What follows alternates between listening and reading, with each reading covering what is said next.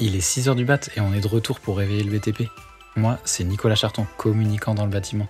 Si l'écosystème du BTP, les méthodes de gestion de professionnels du bâtiment et le témoignage d'acteurs sur leur parcours et ceux qui les ont amenés à œuvrer sur le BTP t'intéressent, alors tu es au bon endroit. On va venir mettre en lumière différentes thématiques avec des experts du métier. Maintenant que tu en sais un peu plus, choisis ta boisson chaude préférée et profite de l'épisode qui va suivre. Bonjour à tous, aujourd'hui on se retrouve pour un nouvel épisode de 6 heures du bat. On reçoit William de Infactus. Salut William. Salut Nicolas, comment tu vas? Bah écoute, ça va très bien et toi? Eh ben nickel, ça va.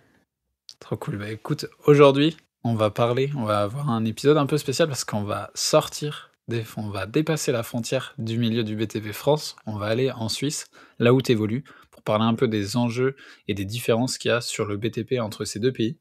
Et en profiter aussi pour parler de ton expérience du bâtiment et du secteur en général. Pour commencer, pour donner un peu de contexte et puis pour situer où tu en es et ce que tu fais dans la vie, est-ce que tu peux te présenter ton parcours, ton lien avec le BTP et voilà, jusqu'où tu en es arrivé aujourd'hui? Pas de problème. Écoute, en tout cas, je te remercie, pour l'invitation, pour cette discussion aujourd'hui. Et moi, tout simplement, je m'appelle William Guéperet. Je suis rentré dans l'environnement de la construction, le BTP, en 2005. J'ai eu un parcours classique, donc j'ai fait un CAP, un brevet professionnel et en apprentissage. Et au début, c'était en France. Et ensuite en 2009-2010, j'ai commencé ma carrière en Suisse en tant que pareil, en tant que maçon, en tant que coffreur sur les chantiers. OK. Et après ça, bah, après j'ai eu l'idée de fonder une communauté, sur les réseaux sociaux, donc qui s'appelle, Infactus. Donc on est, vachement visible sur Facebook et le but, voilà, c'était vraiment de partager un peu la passion, du béton, des coffrages, des machines de chantier et cetera. Et aujourd'hui, on va dire pour dire ce que je fais aujourd'hui, je suis recruteur, consultant en construction en Suisse, je recrute du personnel pour mettre sur les chantiers. OK. Ouais, donc toi, tu as vécu, plusieurs vies sur le bâtiment, plusieurs emplois, plusieurs, fonctions. Tu as commencé en tant que maçon et autres, c'était quoi ce qui te passionnait aussi, dans ce métier? Pourquoi tu as choisi le bâtiment à ce moment-là de ta carrière? Pour être honnête, en fait, c'est après un voyage, aux États-Unis, à New York, quand j'avais 19 ans. Je me rappelle qu'en fait, à New York, ils étaient en train de faire, Ground Zero, donc en fait, en train de OK. ils faisaient des travaux sur la tour et je me rappelle, que je voyais ça, je me disais: «Mais ça a l'air vraiment bien ce qu'ils font et tout», et puis je savais qu'en fait, dans mes copains, j'avais un ami qu'en fait, que son père avait une entreprise de maçonnerie OK. à Thônes, à côté d'Annecy. Et OK. souvent, j'entendais, ça parlait de béton, tout ça, je me demandais vraiment de quoi il parlait, en fait. Et puis après, c'est comme ça, quand j'ai vu ça, j'ai commencé à m'y intéresser un peu, et quand je suis revenu, j'ai directement demandé, à travailler justement, dans la maçonnerie pour voir, comment c'était, quoi. Je voulais Ouais. connaître, et puis après, je suis rentré dedans, puis après j'ai été passionné, franchement, j'ai été surtout passionné quand on m'a proposé de faire le CAP. Donc j'ai OK. fait 2 mois en intérim, vraiment j'étais, manœuvre, je commençais à découvrir le métier, ils me formaient un peu sur le chantier. Après on m'a proposé, de faire un CAP, et c'est quand je suis arrivé en CAP que vraiment j'étais passionné en fait, de comprendre qu'est-ce qui se passait pour de vrai, dans la maçonnerie. Ouais, c'est clair. En plus, c'est clair que si tu tombes un peu, sous le charme du bâtiment quand tu vois un chantier comme Ground Zero, c'est pas n'importe quel chantier et c'est surtout que ça devait déployer un nombre colossal de personnes sur ce chantier, donc ça devait être un vrai monde à part, quoi, à voir. Ah mais c'était incroyable. Je me rappelle, je revois de mes yeux, je voyais les machines, je voyais, ils terrassaient, il y avait plein de choses qui se passaient, et en fait, je me disais: «Mais c'est incroyable ce truc», et j'avais jamais vu un chantier aussi énorme. Et c'est là, en fait, je me suis dit: Ça doit être super ces métiers». OK, ouais, donc trop cool cette entrée en matière dans le bâtiment et après du coup tu fait d'abord maçon puis là du coup maintenant tu es consultant en recrutement du coup pour alimenter les chantiers en personnel, c'est ça? Exactement. Donc Ça consiste en quoi? C'est quel type de chantier que tu gères? C'est quoi les personnes que tu recherches aussi, c'est en Suisse du coup, c'est ça? exactement, en Suisse. En gros, je suis spécialisé dans le recrutement de maçons, on va dire, principalement. C'est vraiment le gros œuvre, les coffres-bancheurs, les maçons, on va dire aussi les maçons génie civil, mais c'était pas trop c'est pas trop ma spécialité. Maçon génie civil en Suisse, donc c'est, maçon VRD en France et OK. c'est vraiment ça ma spécialité, donc je travaille pour des grands groupes, pour des entreprises plus petites et vraiment mon but c'est de recruter, c'est de prendre les personnes en entretien, essayer de les mettre au bon endroit. C'est-à-dire que c'est surtout ça, l'enjeu du métier, c'est, le client me demande, «Ouais, j'ai besoin d'un maçon». «OK, qu'est-ce que tu recherches plus précisément?» «Un coffreur», il faut vraiment être dans la précision pour vraiment faire un recrutement de qualité et puis pas faire, un travail grossier, comme il y avait un peu dans le passé à l'époque, parce qu'on n'avait pas trop de professionnalisme là-dedans, en fait, à l'époque. Ouais.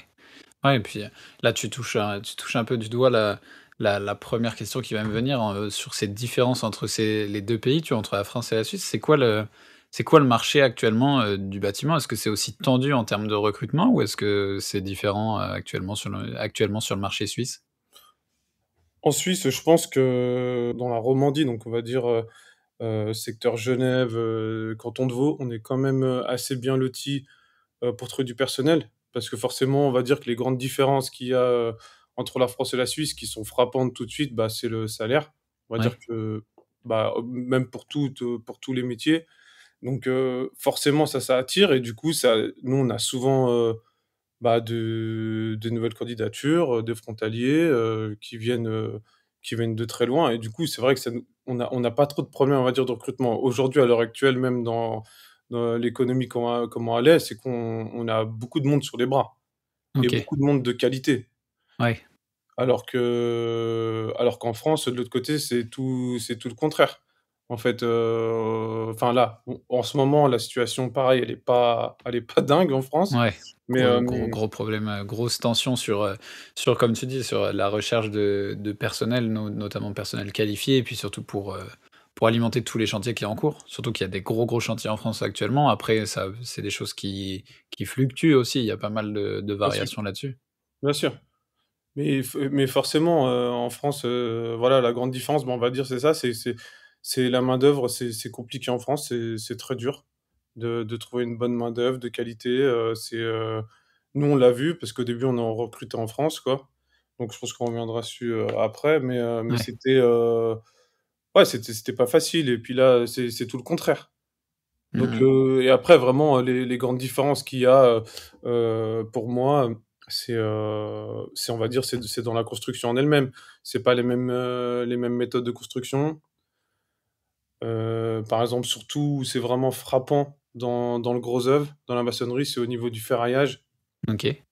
C'est vraiment différent, c'est-à-dire qu'en France, on a des treillis soudés, tout ça, on travaille vraiment, d'une autre manière et ici en Suisse, c'est barre par barre.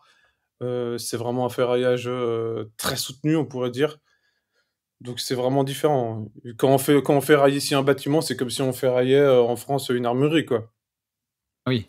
Ouais, OK, il y a, il y a un savoir-faire qui est différent et des méthodes qui sont, différentes du coup, qui collent plus avec ce qui est fait, sur les méthodes de construction. C'est quelque chose que tu remarques directement, quand tu es sur un chantier? Par exemple, un maçon français qui va travailler en Suisse là demain, sur les méthodes et autres, il peut avoir un gros gap entre ce qu'il faisait, hier, sur un chantier en France et un chantier en Suisse.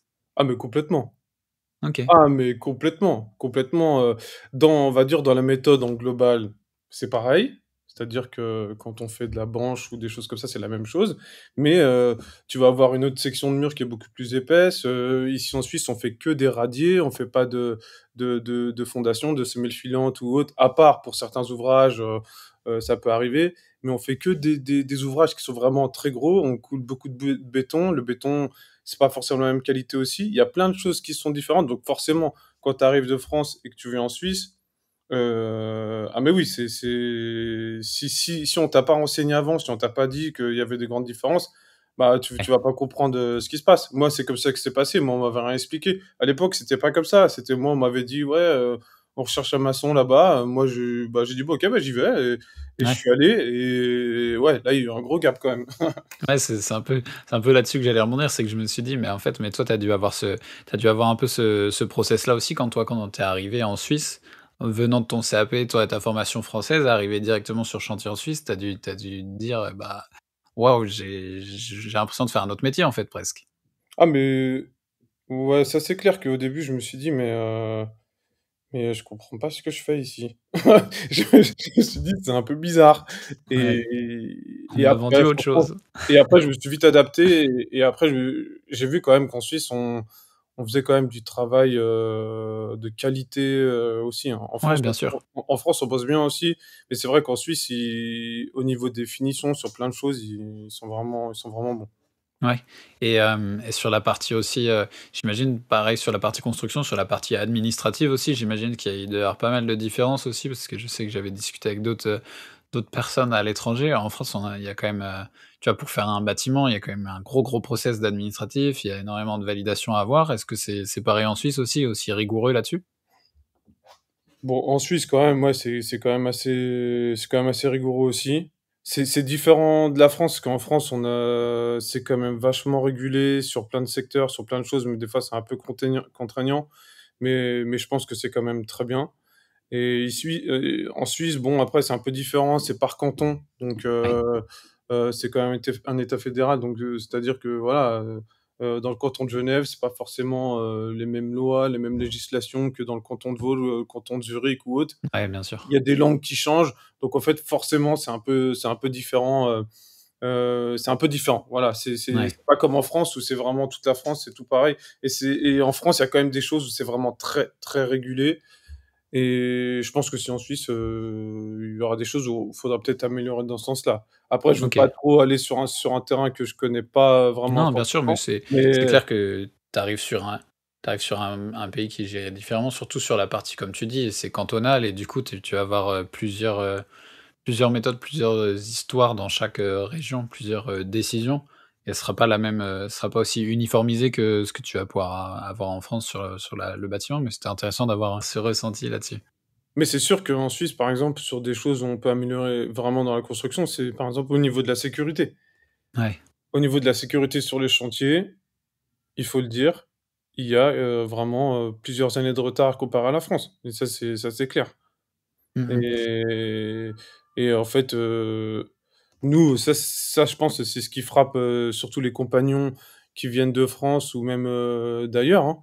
Ouais. Ben, ça c'est quelque chose qui est frappant au début. Mmh mh.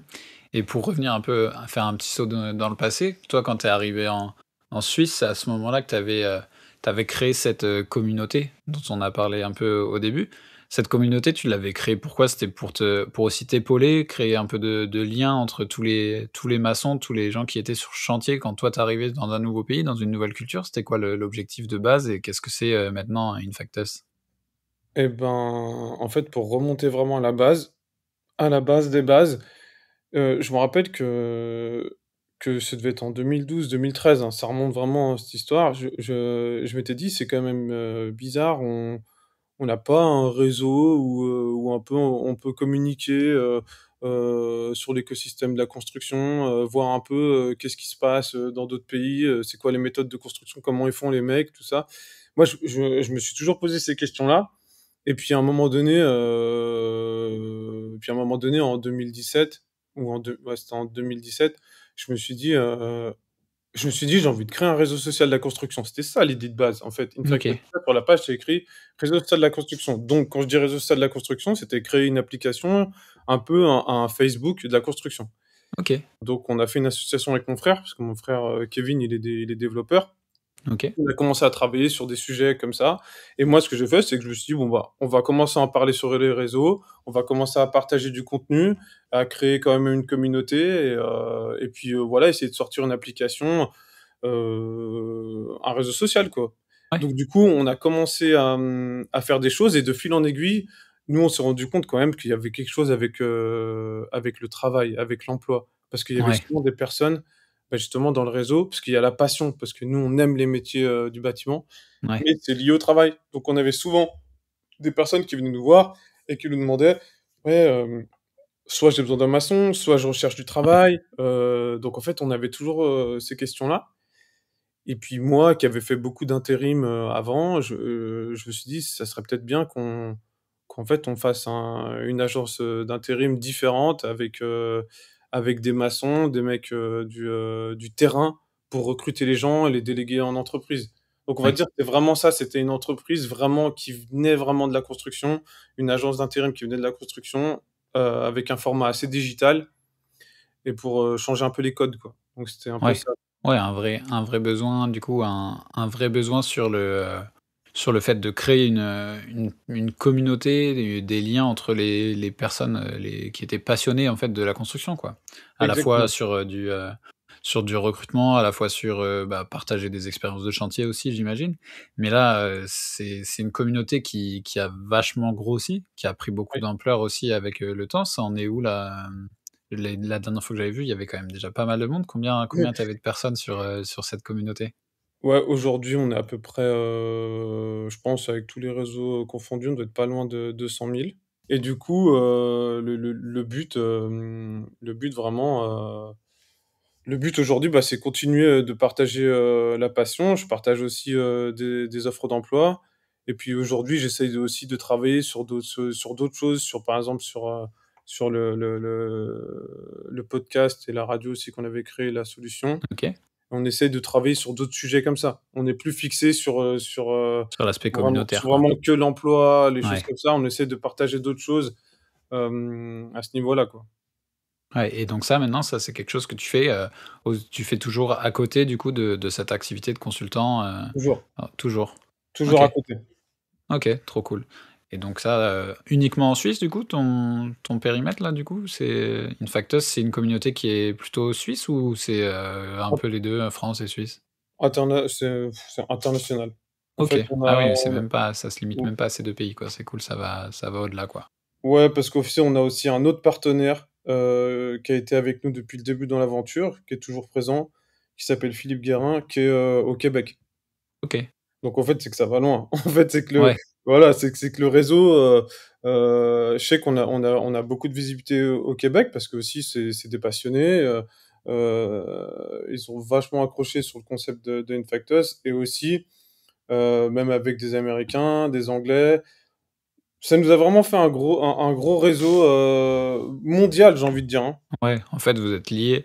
Tu as réussi à lier un peu tous les pays, toutes les cultures autour d'un lieu commun qui est la passion des métiers de la construction quoi, la Voilà, passion du travail, de chantier, du travail de maçon, compagnon, sur les exa chantiers quoi. exactement et on va dire que vraiment c'est sûr que le noyau, il se situe en France, en Suisse et un peu la Belgique. OK. Mais sinon, c'est vrai que ça gravite, tout autour de ces pays-là qu'on a mentionnés. Ouais, tu as réussi. On va dire que ça gravite sur tout ce qui est un peu, le monde du bâtiment francophone, quoi. Voilà, Tu vas avoir tous les pays francophones et tout à fait. là-dessus OK. Jusqu'en Afrique aussi, il faut le dire, en Ouais. Afrique, non, ça va très loin. On a des contacts, qui viennent de partout et même on va dire que toutes les opportunités qu'on a eues, bah, viennent tout de ce réseau-là, hein. Mmh mh. Ouais, donc ça doit même t'apporter toi en termes de, bah, de pouvoir aller voir des chantiers différents, aller voir des besoins différents aussi pour, amener, bah, à la fois ta compétence sur la partie recrutement, mais aussi sur l'aspect, métier, quoi. Aller trouver les Exactement, bonnes personnes. tout à fait. Mais c'est quoi le dernier chantier, un peu marquant que tu pu voir, et que tu as pu avoir accès, grâce à cette communauté, par exemple? Alors là, mon vieux, j'en ai quand même visité pas mal, mais OK, le dernier chantier qui m'a marqué par rapport, à une facteuse, je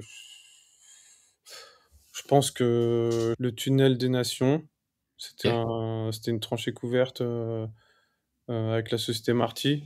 Donc ouais, c'était quand même un chantier assez impressionnant ouais, et puis il y en a un autre, c'était la STAP, de Chambésy, à Genève, exactement et avec la société Implenia, donc ouais, c'était un chantier aussi incroyable. ouais. Donc Des gros, gros chantiers, quoi. ouais, ouais, avec des sections de murs, 1 m 20, 1 m 30, enfin des vraiment du gros, gros boulot, quoi. Là, on est Ouais. vraiment dans l'ouvrage d'art, c'est vraiment passionnant. On n'est Mmh. pas dans du logement classique, Ouais, donc tu es sur des chantiers d'envergure quoi, où il y a vraiment de la logistique, vraiment beaucoup voilà, d'acteurs dessus et puis ouais, c'est clair. exactement Et et si on creuse un peu parce que du coup toi, avec, ton parcours et tout ce que tu as pu voir aussi, dans les différents chantiers, les différentes personnes avec qui tu as pu échanger, on est sur un secteur de la construction qui est en pleine mutation quand même, puisqu'il y a pas mal de nouvelles normes, nouvelles, choses à bâtir différemment. Pas mal de choses aussi qui sont liées à l'économie. C'est quoi, pour toi, c'est quoi les enjeux que tu vois pour le monde de la construction dans le futur? C'est quoi le futur de la construction selon ton expérience, ton opinion? et ben, pour moi, je vais être très, terre à terre parce que en fait, il y a déjà des enjeux pour moi, si on parle déjà, très simplement pour la France, des enjeux de main-d'œuvre. OK, Ça, c'est on peut parler de tout, de digitalisation, de tout ce qu'on veut, mais il faut des gens pour faire. ouais, c'est clair. Donc et nous, en fait, on est au quotidien, tous les jours, avec des gars au téléphone, tous les jours avec des collaborateurs et avec des clients. Donc pour moi, en France, le premier enjeu, c'est la main-d'œuvre. Il faut trouver OK, des solutions à ce niveau-là. Ensuite, il y a quelque chose aussi, c'est le salaire. En OK, France, il faut ouais, trouver des solutions parce qu'aujourd'hui, je vais rebondir sur 2 sujets. On parle, beaucoup d'écologie, d'impact carbone, des choses comme ça. ouais, Mais aujourd'hui, tous les maçons, tous les coffreurs, la plupart veulent travailler en grand déplacement. Pourquoi? Pour gagner plus. ouais, Tout simplement parce que tu as les indemnités de grand ouais, déplacement, tu as ouais, plein bien de choses sûr. comme ça. Mais ça, qu'est-ce que ça fait? Il y a du grand déplacement, donc forcément, bah, les mecs viennent de très loin pour travailler, sur des chantiers loin et après ils reviennent après chez eux, Ouais et juste toi, pour tu as le même problème, quoi. voilà, en fait, il faut gagner plus et là, du coup, forcément, bah, l'impact, carbone, il est énorme, toutes ces choses-là. Donc Ouais, du coup, on a quand même c'est un peu le chat qui se mord la queue. Les chantiers, on essaye de faire en sorte que écologiquement, ça se passe bien, mais les gars, faut qu'ils viennent de loin parce que les mecs qui sont sur place, ils veulent pas travailler parce qu'il y a pas de grands déplacements, parce qu'ils s'y retrouvent pas au niveau des revenus. Donc en fait, je pense que déjà, il faudrait essayer de trouver des solutions à ce niveau-là. Ça, c'est vraiment mon avis. Après, c'est sûr qu'on a un avis on a un aspect technologique qui doit encore plus avancer, dans le bâtiment. Parce qu'on dit qu'on est toujours à la traîne. Mais moi, je pense que j'ai une théorie. Je pense que ça va changer d'un coup. Il va se passer ouais, quelque ouais. chose Je et suis assez d'accord, on va avoir une je suis assez d'accord avancée qui va là-dessus. arriver. Je sais pas, avec l'intelligence artificielle, il y a des choses qui vont se faire. Et moi, je pense plutôt que justement, il faut, éduquer à prendre ce virage, en fait. Parce que je pense Ouais, que c'est clair. ça peut être très, très violent, hein. Ouais et puis surtout qu'en fait, il y a un moment où il va pas y avoir de choix, en fait. Ceux qui vont pas prendre le virage, ils vont en pâtir aussi sur l'aspect métier. Tu disais sur l'aspect, grand chantier, de grands déplacements et autres, c'est peut-être aller chercher aussi plus essayer de favoriser, bah, à la fois le recrutement, plus proche des chantiers, mais surtout, favoriser la formation aussi. Essayer de faire amener beaucoup plus de monde. Parce qu'en fait, ta qualité, bah, tu as les gens qui sont déjà dans le circuit, qui sont déjà en train de travailler de chantier en chantier, les gros projets et autres. Mais, en fait, l'impact, il va être aussi sur, ceux qui vont arriver. Essayer de former de plus en plus de gens avec la même qualité qu'il y avait, bah, à la fois actuellement et autrefois, tu vois? Cette rigueur, cette qualité dans l'ouvrage, cette qualité dans le travail. Est-ce que là-dessus, tu vois, c'est des trucs, tu vois la formation aussi comme un enjeu dans le futur, de la construction? Est-ce que c'est pour toi un des gros sujets liés au recrutement aussi du coup? Ah mais si, si, la formation, ça en fait partie aussi. La formation, pour moi aujourd'hui, il y a une formation de base, qui est solide, on va dire, si on parle du métier de coffreur, de maçon. Il y a une formation de base qu'il faut savoir, mais je pense qu'aujourd'hui, il faut que la formation aussi, elle évolue, avec son temps, c'est-à-dire avec, les nouvelles technologies, Ouais, avec les nouvelles méthodes de construction, parce que forcément il y a des choses qui bougent et je pense qu'il faut que ça évolue un peu, toujours, en ce temps-là, quoi. Faut constamment se former, je pense aujourd'hui, dans le bâtiment, quoi, pour évoluer ouais, c'est et clair. aussi pour, c'est valorisant aussi toujours de se former un peu plus, d'en savoir toujours un peu plus. Moi, je pense aussi, il y a quelque chose, c'est très personnel. Je pense que, il faudrait plus de formation pour les chefs de chantier, pour les personnels encadrants. Parce OK, qu'en fait, les formations qu'on a, à l'école, elles sont pas tellement poussées sur le management ou des choses comme ça ouais. et je pense Ils qu'on sont vraiment devrait les sur la pousser technique pure, quoi. voilà, on devrait les pousser à ce niveau-là. Dans les grands groupes, ils ont déjà souvent des choses comme ça, donc ils sont très bien câblés. Mais je pense Ouais. pour des sociétés un peu plus moyennes, je Ouais, pense que pour le voilà, il y cœur aura du métier, quoi, pour voilà, le gros du secteur. je pense qu'il y a des choses qui devraient être mises, un peu plus en place, à ce niveau-là. Parce OK. qu'aujourd'hui, c'est plus comme à l'époque, voilà, c'est à l'époque, quand on recrutait, par exemple, du personnel intérimaire, c'est vraiment parce qu'on avait vraiment des gros besoins et ça allait dans la durée et aujourd'hui, maintenant, enfin, je veux dire, ça va super vite, quoi. Ouais. Enfin, c'est plus comme, maintenant, il y a WhatsApp, tout ça, ça va très Oui, vite. tu trouves très vite, un chantier, tu trouves très vite du travail, dans la Voilà, construction et du coup, le but, l'enjeu aussi, il est sur bah, fidéliser aussi les personnes avec qui tu travailles, fidéliser la compétence, fidéliser les ouvreurs, les maçons, enfin tous tes compagnons que tu vas pouvoir, contacter et sur qui tu vas pouvoir compter pour tous ces chantiers, quoi. ouais, bien sûr et justement, faut que je pense que vu que c'est une autre méthode, aujourd'hui de recrutement, tout ça, faut aussi que le personnel encadrant sur chantier, bah, il soit aussi, à cheval sur toutes ces méthodes-là et il y a une autre pédagogie à avoir et les jeunes, d'aujourd'hui, c'est plus les jeunes d'il y a 20 ans. Il y Ouais. a plein de choses qui changent, en fait Ouais, c'est clair. et ouais, c'est complètement différent, quoi. Ouais, gros Mmh. sujet de mutation. Écoute, Voilà et en enjeu aussi, ouais. c'était aussi pour la Suisse, c'est vraiment que faut revenir là-dessus, c'est vraiment sur la sécurité.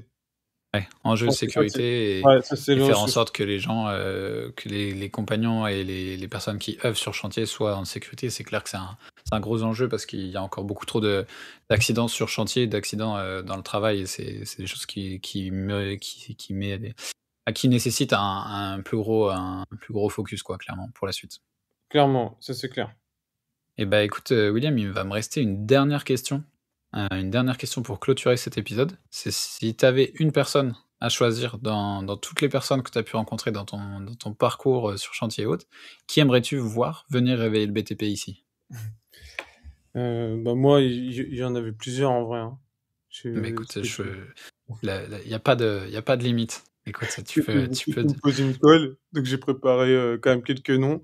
En 1 moi je mettrais, Alexandre, Souvignet, donc c'est le OK, PDG de Alfi, OK, société de coffrage et témoin. Et après, j'ai mis, Idir Haït, c'est le CEO de Tractor. OK, ouais, je vois. Donc, très Ah belle bah, personne et tout. tu Il faut un pas, peu hein, de j'ai l'impression que tu as une liste, longue comme le bras de personnes il qui faut ont le profil, ouais, pour réveiller le j'en ai BTP. encore quelques-uns, parce que c'est OK, des personnes aussi incroyables qui sont sur des secteurs qui sont, vachement concurrentiels et ils font un ouais, travail incroyable. Donc, il y a Willy Colomb-Paton de Coltrax, qui fait quelque chose OK, d'incroyable aussi, sur les machines du chantier. Il y a Larbi Haït, président de Halit. C'est pareil, c'est incroyable ce qu'ils font. Pedro OK. Figueiredo, c'est le PDG de Snap Construction. Il fait une boîte incroyable aussi dans un secteur qui est très difficile et je pense que lui aussi il a des choses passionnantes à dire. Ça fait une Et belle, il m'en ça reste fait une 2. belle équipe. Allez, Il m'en reste ce 2. sera la recommandation la plus longue de l'histoire des 6 heures du mat, mais bon, écoute, plus il y a de monde pour réveiller le BTP, mieux c'est. Exactement. Nathanaël Rossi de Enero Group, très belle société aussi, ils font quelque chose d'incroyable. Et bien sûr, pour finir, Hervé Prenat de Technique TP. Très bien. Bah, écoute, ça, c'était de la recommandation. Je pense que même tous les gens qui ont écouté cet épisode pourront aller piocher aussi dans ces gens Voilà, si on n'a exactement, pas c'est des l'occasion gens de tous les contacter, mais au moins, ça fait des belles personnes à aller voir, sur le milieu de la construction. Mais écoute, William, merci d'être venu réveiller le BTP et nous parler un peu des différences qu'il y a entre les 2 pays, la Suisse, la France, sur la construction, les différents enjeux et tout ça. C'était vraiment un plaisir d'avoir toutes ces infos et de voir quelqu'un qui était, à la fois sur chantier, à la fois avec un peu plus de recul. C'est hyper enrichissant aussi pour tout le monde. J'espère que tu as passé un bon moment sur le média et ben franchement, c'était super cool. et merci à toi et on se retrouve très vite pour réveiller de nouveau le BTP. Si tu es arrivé jusqu'ici, merci beaucoup. C'était encore une bien belle occasion de réveiller le BTP. Tu peux d'ores et déjà transmettre de bonnes ondes à notre invité via les liens en description, en parler à tes collègues et sur ton chantier, et avant de passer au prochain épisode, si celui-ci t'a plu, n'oublie pas de t'abonner au podcast et à nous laisser 5 étoiles. Quant à nous, on se retrouve très vite pour réveiller de nouveau le BTP.